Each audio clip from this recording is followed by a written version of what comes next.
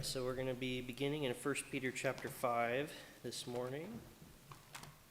And what we're going to be considering this morning is casting your care upon the Lord. So 1 Peter chapter 5, we're going to start in verse number 1.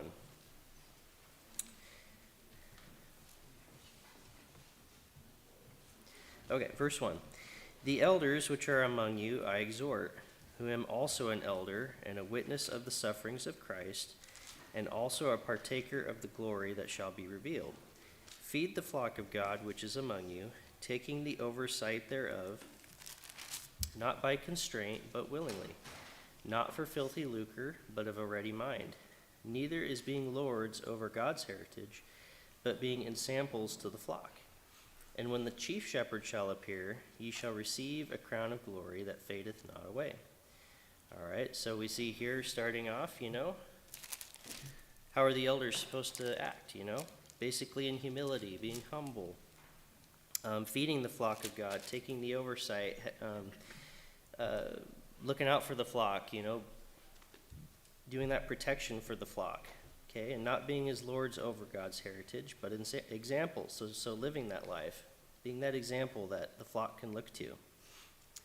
And what's going to be the result in verse 4? When the chief shepherd shall appear, okay, and that would be referring to Jesus Christ.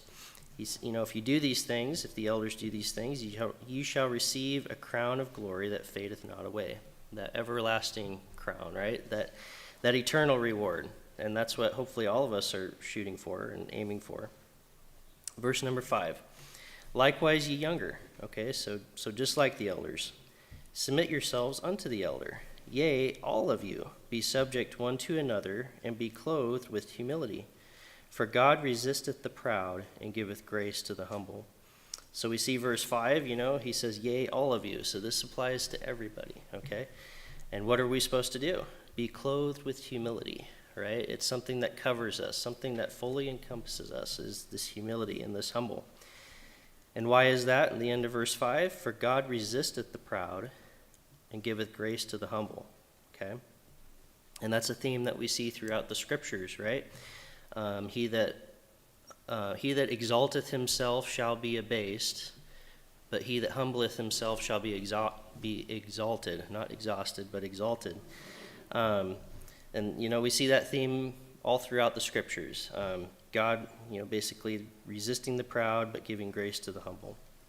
Verse 6, humble yourselves therefore under the mighty hand of God, that he may exalt you in due time, casting all your care upon him, for he careth for you. So again, he's re-emphasizing this point. Humble yourselves therefore under the mighty hand of God, or to God. And then verse 7, casting all your care upon him, for he careth for you.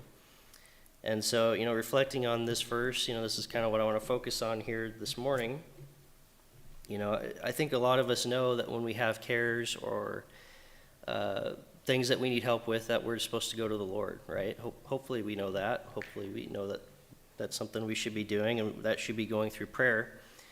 But then it dawned on me in verse 6, humble yourselves therefore under the mighty hand of God. When I go to the Lord in prayer and I go to the Lord for help with these cares, am I fully surrendered to the outcome that the Lord, that's in the Lord's will, Am I going to him to try to get my will done? Or am I totally surrendered to, what, Lord, whatever you see fit in this situation, I'm okay with, okay? But we still go to him with those cares and those concerns, but we need to be fully humbled to the Lord. Go to Matthew chapter 26. We're going to see a perfect example of this. I feel like I reference this passage a lot, but I think that's okay. Matthew 26. We'll start in verse 36. Then cometh Jesus with them unto a place called Gethsemane, and saith unto the disciples, sit ye here while I go and pray yonder. All right, so first off here, what was the Lord's response to the sorrow that he was about to go through? It was to go and pray. All right, so that should be an example to us. If we have some hard times coming, what should be our first response? Go to the Lord in prayer, okay? Verse 37, and he took with him Peter and the two sons of Zebedee, and began to be sorrowful and very heavy. Then saith he unto them, My soul is exceeding sorrowful, even unto death. Tarry ye here, and watch with me.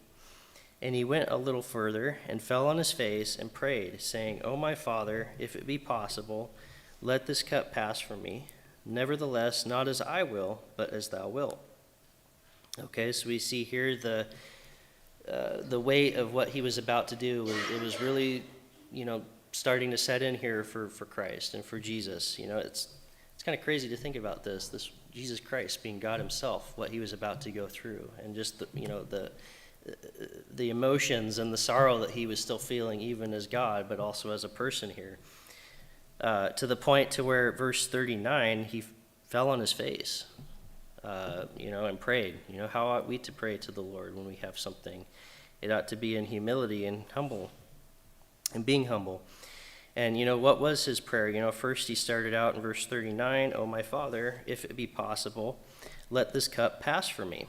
So he was going to the Lord with his, he was casting his care on the Lord, If there's another way, I don't want to have to go through this, basically, is what he was saying.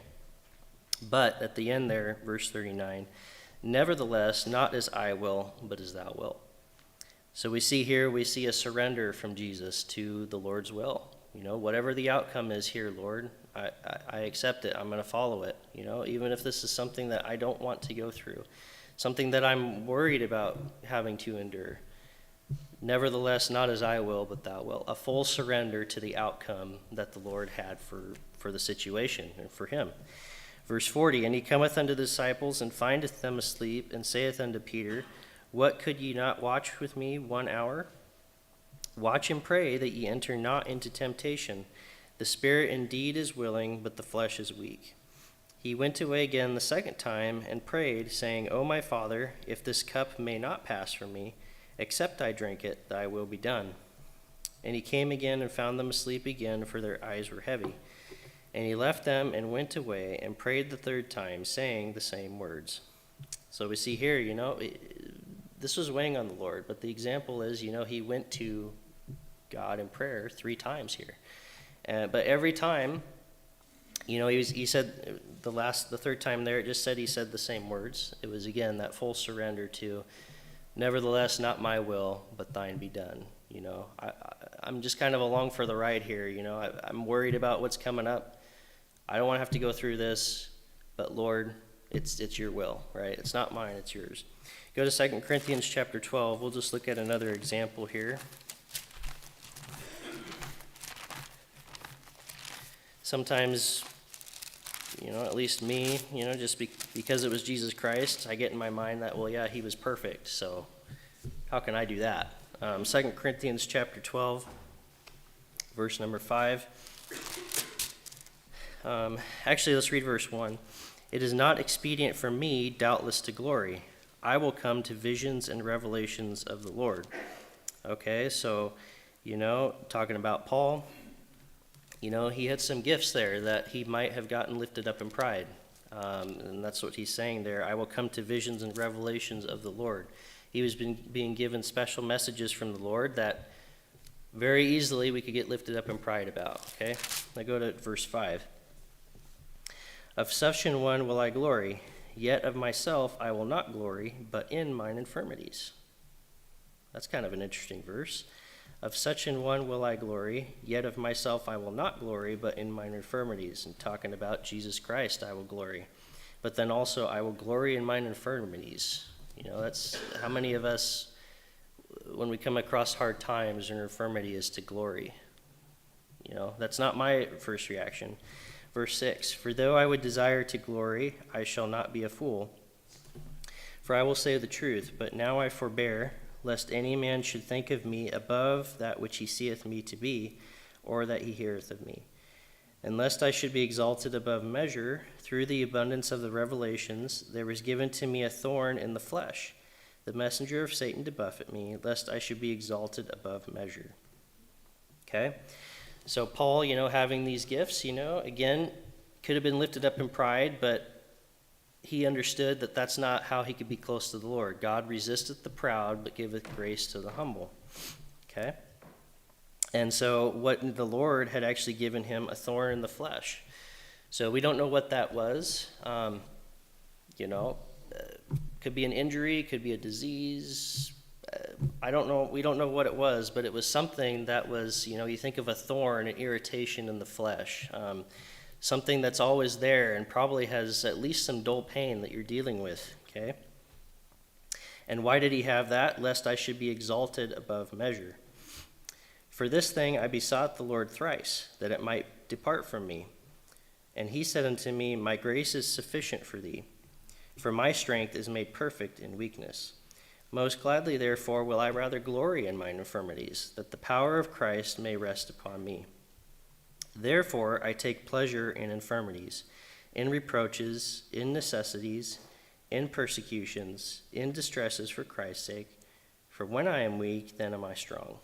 And what he's referring to there is when I'm weak in the flesh, I'm strong in the spirit. I'm strong in the Lord, okay? And so what do we see here? Is just getting back to the kind of the theme. Paul, he went to the Lord, besought him thrice to take away this infirmity.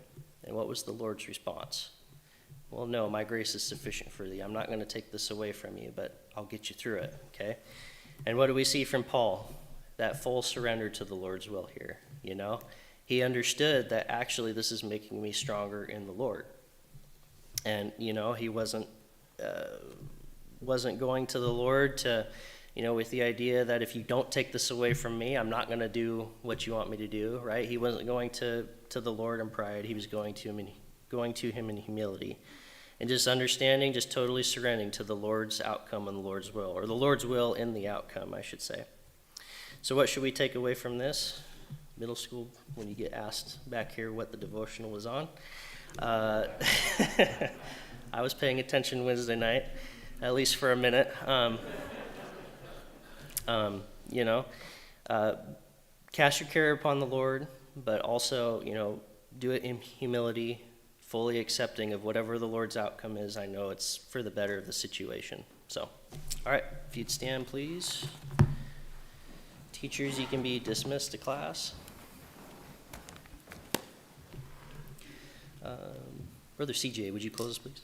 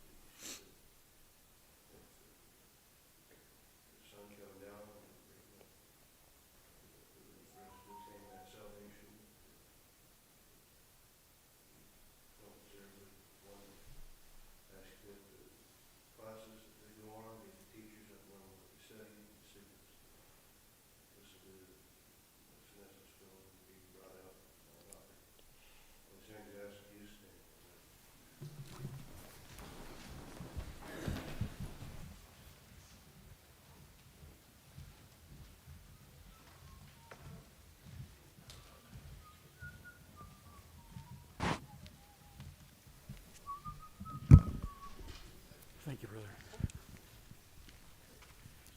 Good morning, class. Good morning. Oh, that sounds not so good. Good morning, class. Good morning. Much better. If you would, turn your Bibles to Luke chapter 9. Luke chapter 9. Continue to remember Brother Roger in your prayers. He's still not feeling well and needs our prayers. Luke chapter 9, Brother Steve, would you read verses 37 through 42 for us?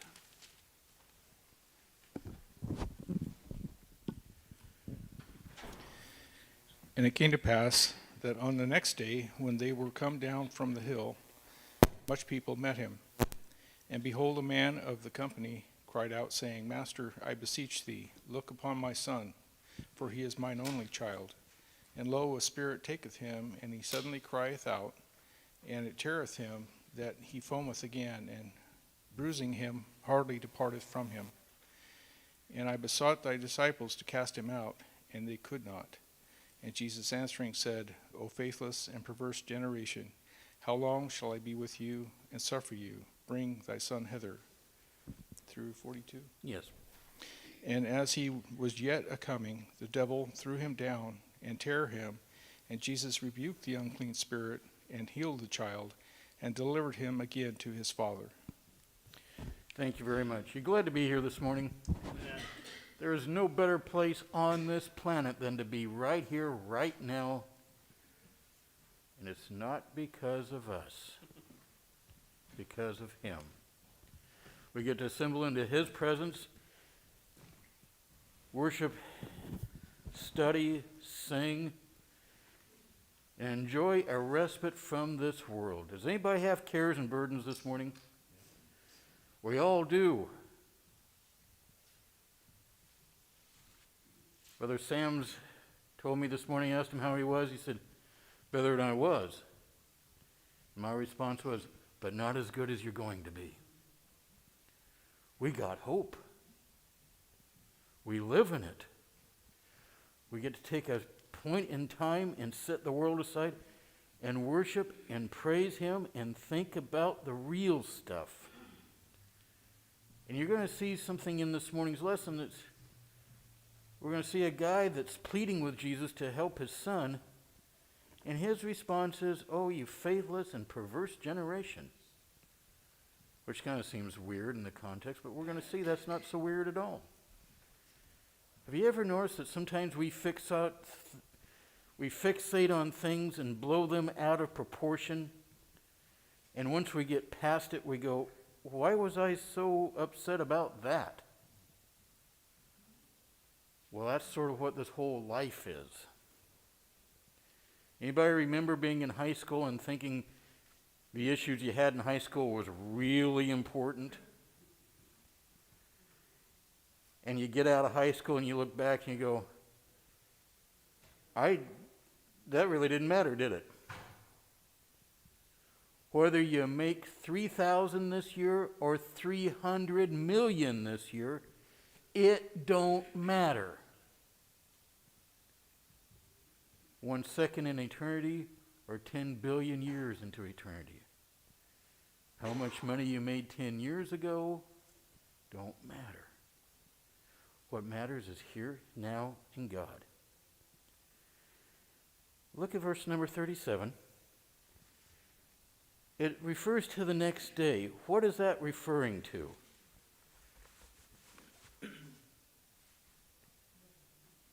What happened the day before?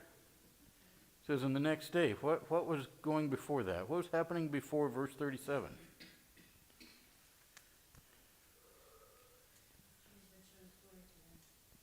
Sister Rhonda says Jesus had showed his glory to them.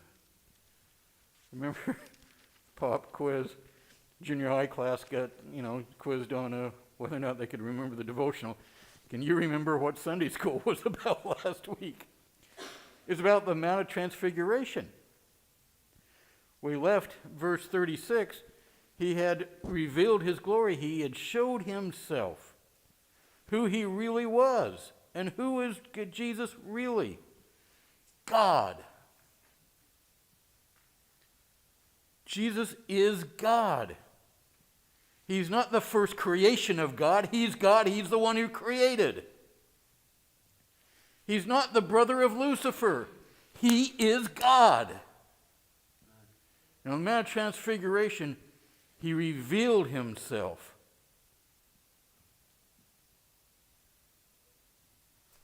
Stunning. And oh, by the way, what happened to all those Old Testament saints that died? They're buried in the grave and you can dig up some of their bones, right? Some of them you can get bones, but is that them? No. No more than your car is you.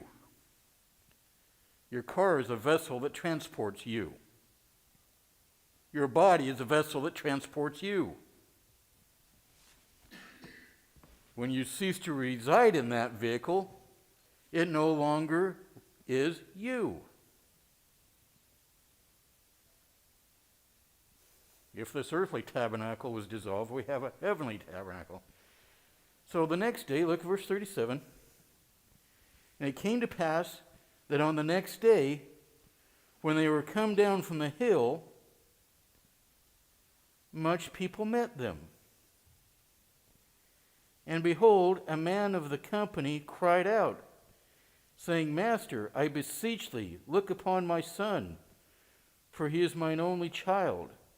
And lo, a spirit taketh him, and he suddenly crieth out, and it teareth him, that he foameth again, and bruising him, hardly departeth from him.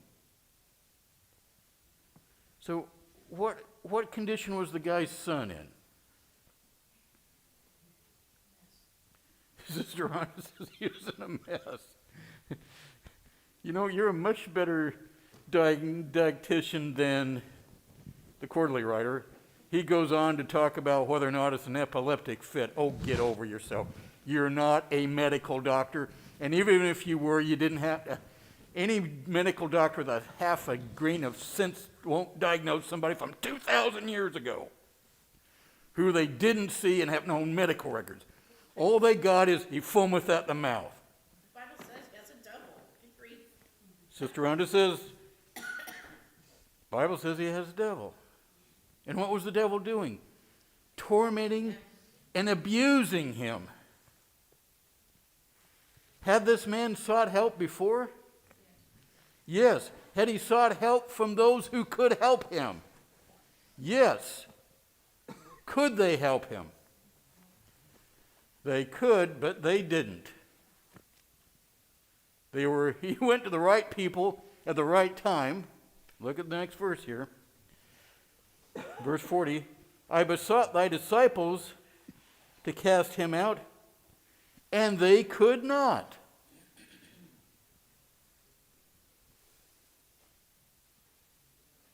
I thought they had all power to do all things, and they could. Jesus has all power. Jesus has all power.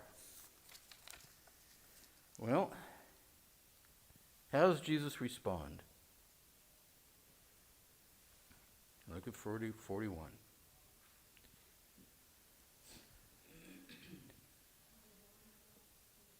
And Jesus answering said, O faithless and perverse generation, how long shall I be with you and suffer you?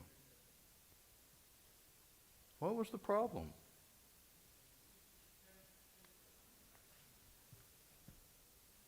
What did Jesus say the problem was? The disciples didn't have faith. They were a perverse generation. Have you ever caught yourself being carnal when you know you should be spiritual, but you click into that carnality again? But you don't stop serving God. You keep going through the motions because God gave you the power. He gave me the authority. And let's go help this guy with the demon-possessed son. And it ain't working. Well, we tried. Not our fault. Must be his faith. O faithless and perverse generation, how long shall I suffer you? And then he says, bring the child. Look at verse number 41 again. Jesus answering said, O faithless and perverse generation, how long shall I be with you and suffer you? Bring thy son hither. And as he was yet coming, the epilepsy threw him. The devil threw him down and tear him. And Jesus rebuked the epileptic mental illness. You know, it'd be good if people just read the Bible. Particularly those that profess to know God and know the Bible. If they just let the Bible speak. It's amazing what you'll discover if you just let the Bible speak. So what happens? As he is yet coming, the devil threw him down and tear him, and Jesus rebuked the unclean spirit and healed the child and delivered him again to his father. So how did this child get healed? By Jesus rebuking the unclean spirit. Go rid. You're on top of it this morning. Sister Rhonda said by getting rid of the devil. Yes. By getting rid of the devil. And what reaction did the people have? Look at verse 43.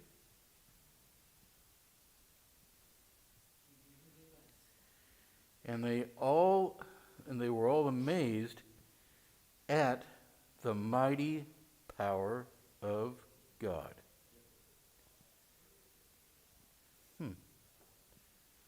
Was Jesus impressed with this? No. What's Jesus doing? Look at the end of verse 43.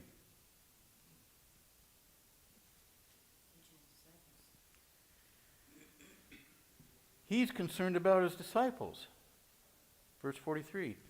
And they were all amazed at the mighty power of God, but while they wondered every one at all things which Jesus did, he said unto his disciples. He's taking a teaching moment here.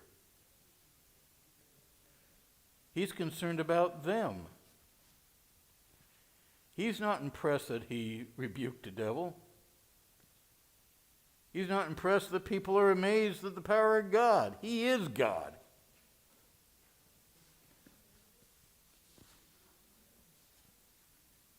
I'd be the same impressed if you said, you know your brother Mike? Yeah, I'm Brother Mike. Been that my whole life, so it's not news to me this morning. Thank you for recognizing the obvious.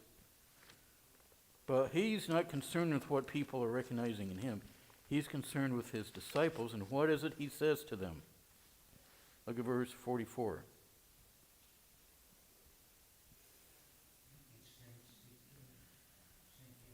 Excellent. Let these sayings sink down into your ears, for the Son of Man shall be delivered into the hands of men. Now here's deep teaching.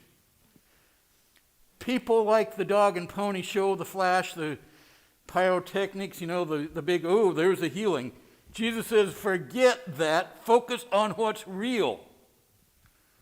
Did you hear what they said? Let this sink into your ears. Let it go down deep. Think about this.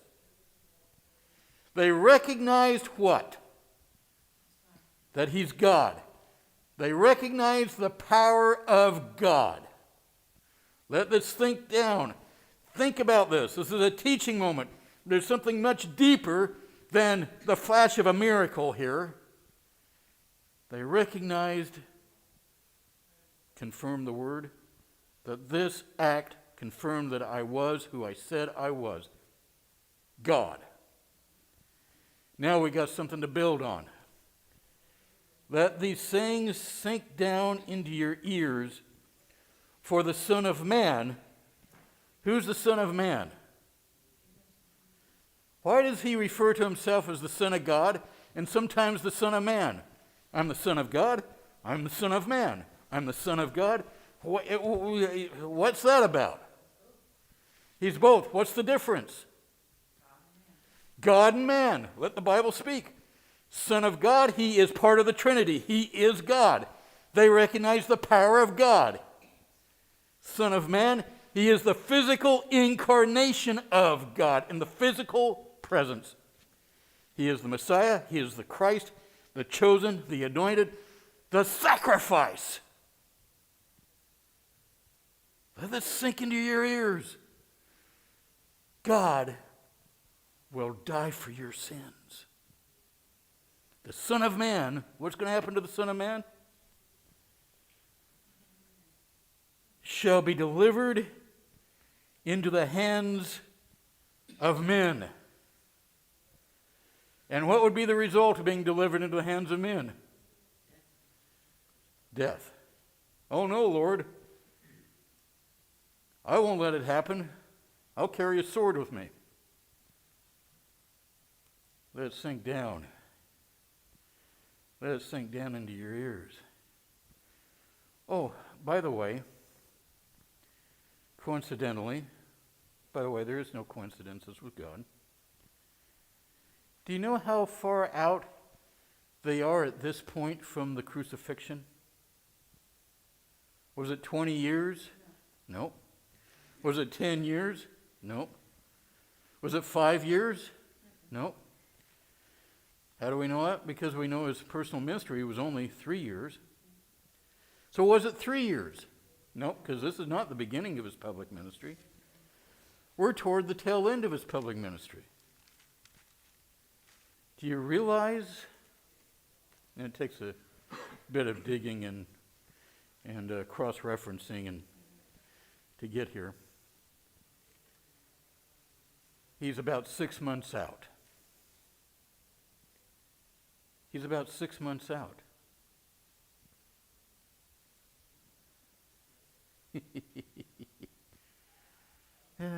6 months out. That's not very long. Brother Bryce, I'm going to put you on your spot because you got your lovely fiancée with you. When's the date? How far out is that? Is it kind of staring you in the face now?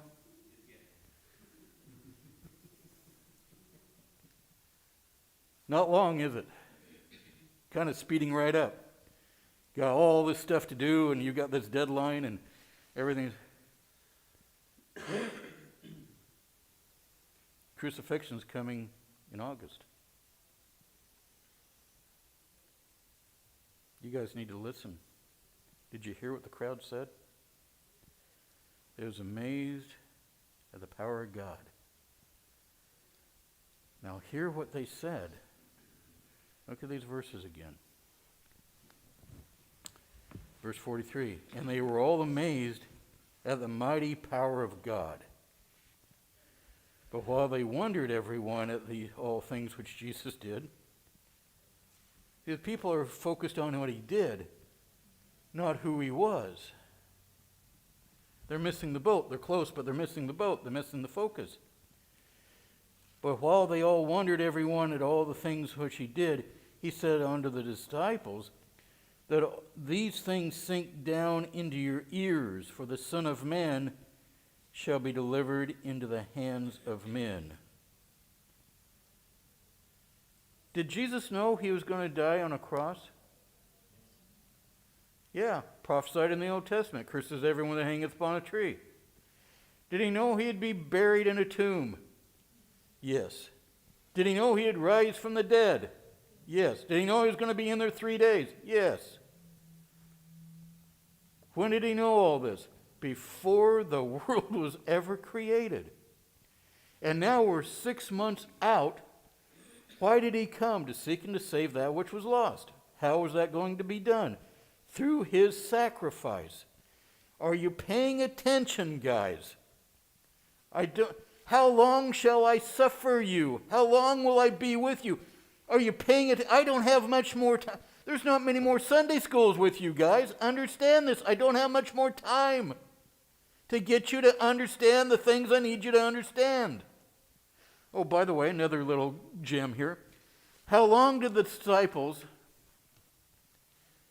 let me rephrase that.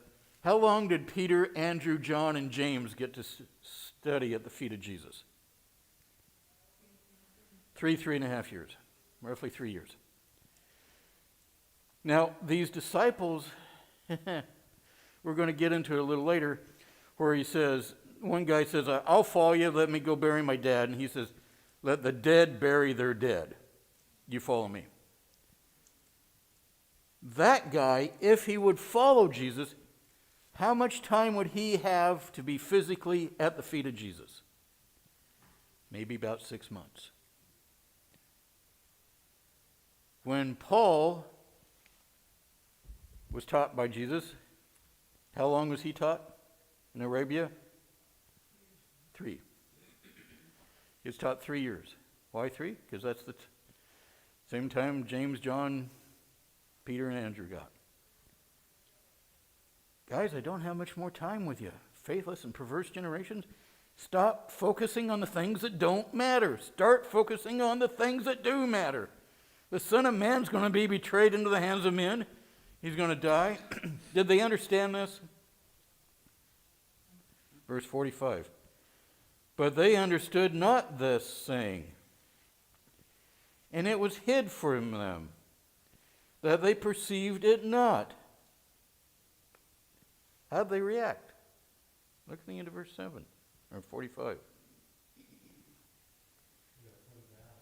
Yeah, they were afraid to, and they feared to ask him of that saying. Now, why were they fearful? Because he just started with, "You're a faithless and perverse generation. How long will I be with you and suffer you?" Andrew, you want to ask him this time? I'm good. I don't understand it. I don't know what he's talking about. The greatest event in the recorded history of mankind is about 6 months out. He's trying to ground them in what? The faith. And they're paying attention to things that don't matter. Have you ever caught yourself doing that? Have you ever caught yourself doing that? Many years ago, thankfully I had a wonderful secretary. I had a trial that began on Thursday morning.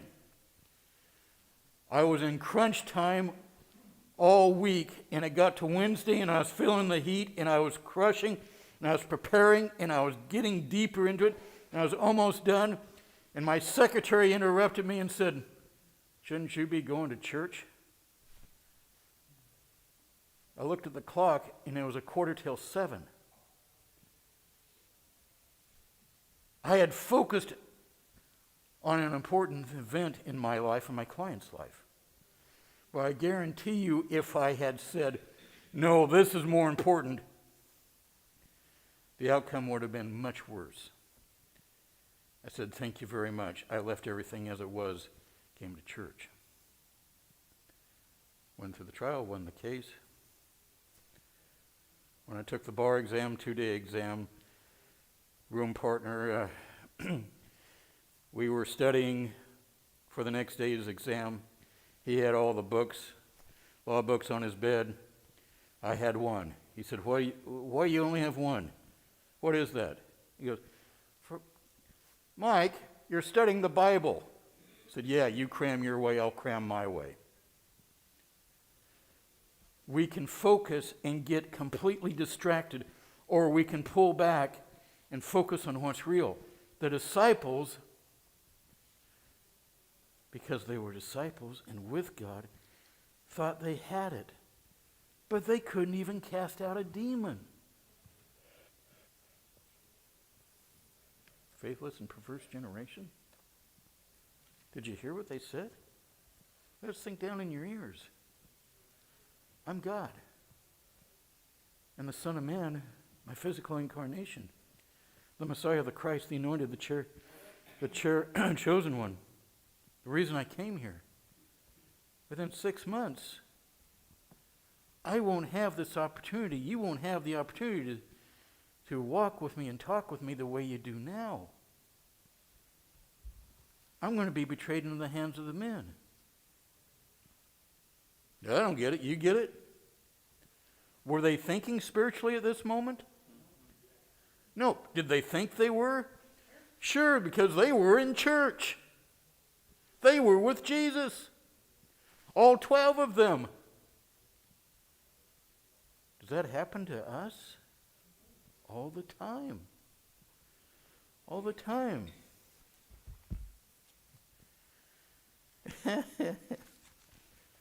So what do?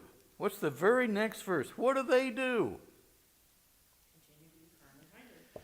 Sister Rhonda says, continuing to be carnally minded.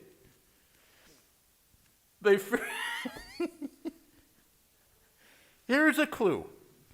Here's a clue in your life. If you have anything in your life that makes you fearful to approach God with, you've got a problem.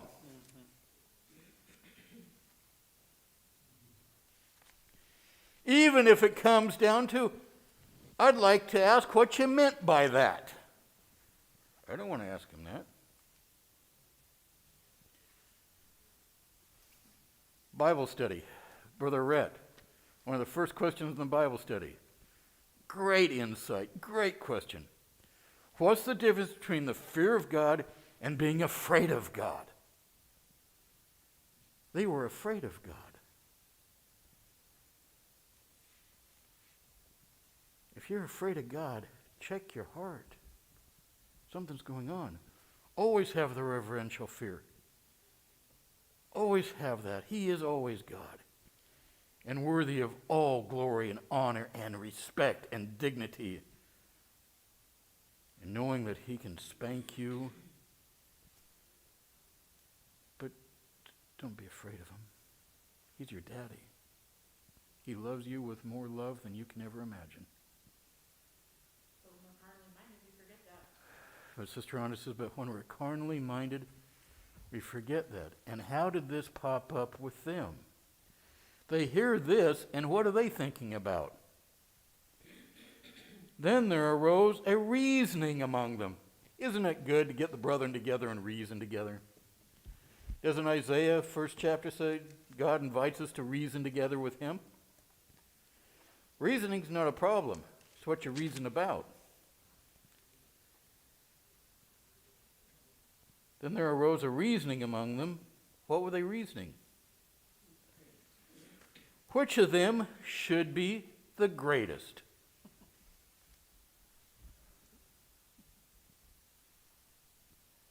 I see smirks.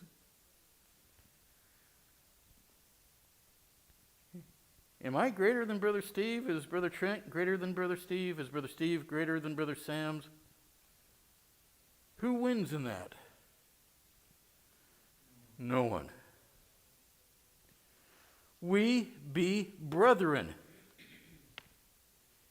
We be brethren. We be brethren. There is no one of us greater than the other. We be brethren. Where was this occurring at? Look at verse 47. Jesus, perceiving the thought of their heart.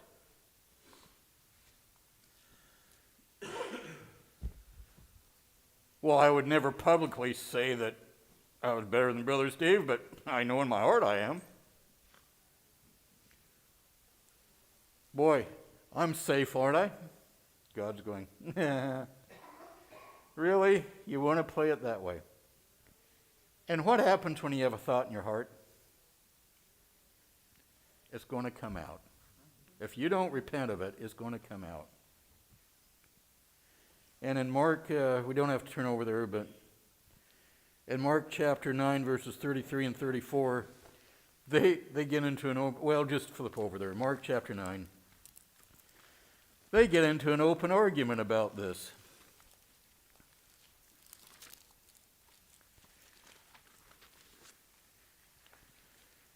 Mark chapter 9, 33 and 34.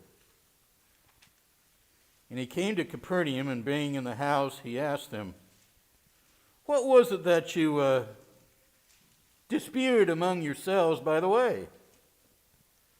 Did he know? Of course he did. He's just flushing it out. But they held their peace. Ever notice when God nails you, you kind of want to keep your mouth shut?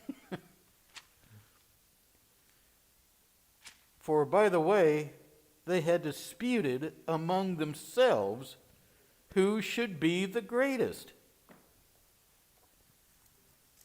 They disputed. You think you're better than me? I'm better than you. Whatever you can do, I can do better. Wow. So flip back to Luke chapter 9. How does Jesus handle this?